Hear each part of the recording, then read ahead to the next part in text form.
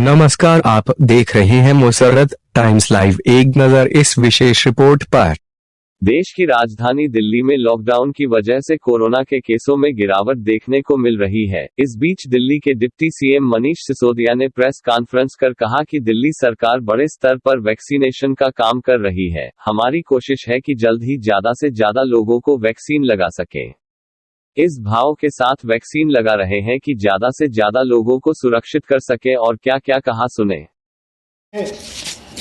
Corona के cases तो कम हो रहे हैं, जैसे जैसे दूसरा वेव अब नीचे आ रहा है। दिल्ली में कोरोना के केसेस भी कम हो रहे हैं, डेथ्स भी कम हो रही हैं, साथ साथ हॉस्पिटल्स के ऊपर भी प्रेशर कम हुआ है।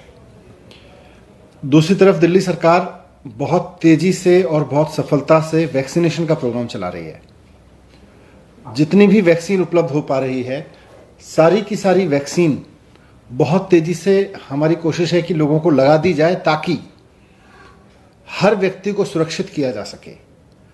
हमारे लिए एक वैक्सीन किसी व्यक्ति को लगाने का मतलब सिर्फ इतना नहीं है कि कोई डेटा हमारा क्रिएट हो रहा है, बल्कि हमारे लिए जैसे ही एक व्यक्ति को वैक्सीन लगती है तो ये हमारे लिए एक अवसर है कि हम उस व्यक्ति को सुरक्षित कर दें कोरोना से, खतरे से।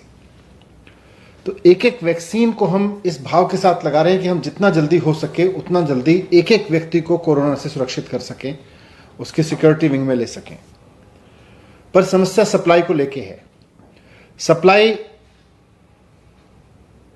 हम समझते हैं, जिसको मैंने पहले भी उठाया, कि एक्सपोर्ट कर दी गई इसलिए गलती हुई, और उस एक्सपोर्ट की वजह से, विदेशों में बेचने की वजह से आज भारत में वैक्सीन की तंगी है।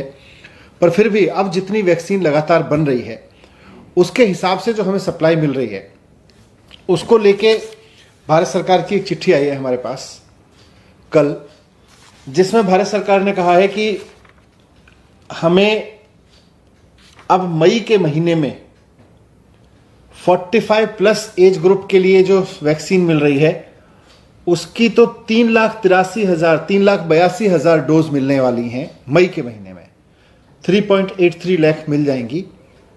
लेकिन मई के महीने में 18 से 44 साल की उम्र के लोगों के लिए और कोई वैक्सीन हमको अब नहीं मिलेगी। तो हमने केंद्र सरकार से रिक्वेस्ट किया है कि दिल्ली सरकार ने 45 वर्ष से ऊपर के लोगों के लिए भी वैक्सीन का प्रोग्राम बहुत तेजी से चलाया है, और 45 वर्ष से नीचे के लोगों के लिए भी वैक्सीन का प्रोग्राम बहुत तेजी से चलाया है। आज से दिल्ली के सरकारी स्कूलों में 45 वर्ष से ऊपर के लोगों के लिए जो वैक्सीन का प्रोग्राम चल रहा था पहले हॉस्पिटल और डिस्पेंसरीज में, उसको भी वहां शिफ्ट करना शुरू कर दिया गया है, और बहुत स्मूथ वो फंक्शन कर रहा है। वहां बाकायदा हम लोगों का वॉक इन, यानी कि जिसका कोई रजिस्ट्रेशन नहीं है उसका भी रजिस्ट्रेशन कर रहे हैं। तो ये बहुत सफलतापूर्वक चल रहा है। इसमें केंद्र सरकार से भी हमें सहयोग की अपेक्षा है, और हमें और वैक्सीन चाहिए। अभी हमारे पास अगर देखें तो दिल्ली के पास में जो 45 वर्ष से ऊपर के लोग हैं, उनके लिए अगले 4 दिन की वैक्सीन है। लेकिन जैसा केंद्र सरकार ने कहा कि वो तो जल्दी और 3 लाख वैक्सीन, 3.25 लाख वैक्सीन मिल जाएगी लगभग। 18 से 44 उम्र के लोगों के लिए भी हमारे पास में आज के बाद केवल 3 दिन के लिए वैक्सीन बचेगी। तो वो भी हमें उपलब्ध कराएं। मैंने आज भारत सरकार को चिट्ठी लिखी है, जिसमें उनसे मैंने 3 रिक्वेस्ट की हैं। मैंने उनसे एक रिक्वेस्ट किया है कि 18 से 45 साल के लोगों के लिए भी हमें और वैक्सीन उपलब्ध कराएं, जैसे कि आप हमें 45 साल से ऊपर के लोगों के लिए करा रहे हैं। उसको सरकार खरीदने को तैयार है, लेकिन उपलब्ध तो कराएं, और कम से कम उतनी तो उपलब्ध कराएं जितनी 45 साल से ऊपर के लोगों के लिए दी जा रही है। क्योंकि 45 साल से ऊपर के लोगों के लिए जैसे आपने अभी 3,83,000 और दी है, तो वैसे ही 45 साल से छोटे उम्र के लोगों के लिए भी आप हमें 3,83,000 या 4 लाख वैक्सीन और दे दें, तो हम इतने लोगों को साथ साथ और लगा सकते हैं। वरना हमें 4 दिन के अंदर अंदर अपने ये सेंटर्स बंद करने पड़ेंगे। आज से 3 दिन में हमको 18 से 45 सेंटर, 18 से 45 उम्र के वर्ग के लिए जितने हमने वैक्सीनेशन सेंटर खोले थे, ये अब खाली पड़ जाएंगे। इसके बाद हमको ये बंद करने पड़ेंगे। तो पहला रिक्वेस्ट तो उनसे ये किया है कि आप हमें जितनी वैक्सीन हमें 45 साल से ऊपर के लोगों के लिए दे रहे हैं, कम से कम उतनी वैक्सीन हमें 45 साल से कम उम्र के लोगों के लिए भी उपलब्ध कराएं।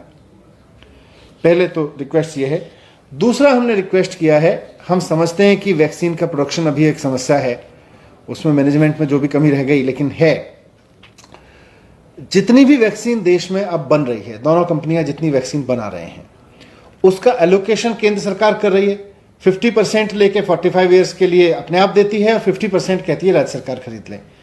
तो इसका एलोकेशन का पूरा डेटा सार्वजनिक हो, इसमें ट्रांसपेरेंसी होनी चाहिए कि किस राज्य को 45 साल से ऊपर के लोगों के लिए कितनी वैक्सीन दी है, 45 साल से नीचे के लोगों के लिए कितनी वैक्सीन दी है।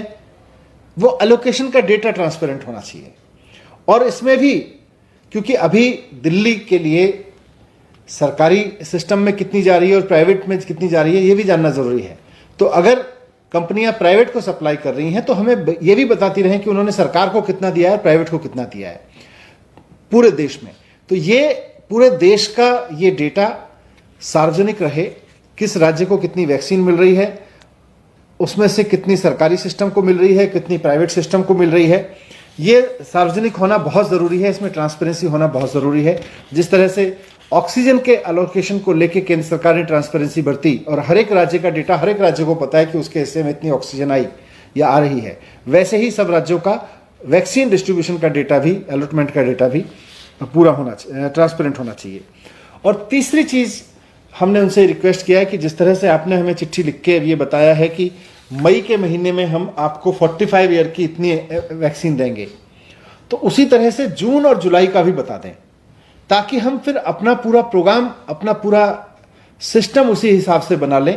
हम अपनी पूरी योजना इसके हिसाब से बना लें कि हम मई के साथ साथ जून और जुलाई में भी कितने लोगों को और किस तरह के कितने सेंटर्स खोलने की जरूरत पड़ेगी, कितने सेंटर्स हम चलाएंगे, ये सब हम अपना प्रोग्राम बना के रखें। तो ये तीनों रिक्वेस्ट मैंने उनसे की हैं। 18 से 44 साल के लोगों के लिए और वैक्सीन चाहिए, कम से कम इतनी तो चाहिए जितनी 45 साल से ऊपर के लिए लोगों के लिए दे रहे हैं। दूसरा, पूरा एलोकेशन का डेटा वैक्सीन का ट्रांसपेरेंट होना चाहिए। और तीसरा, अगले 2 महीने के लिए भी कितना एलोकेशन आएगा वो भी अगर हमें अभी एडवांस में पता चल जाएगा तो हम उसी के हिसाब से अपना आगे का प्लान बना सकते हैं। Thank you.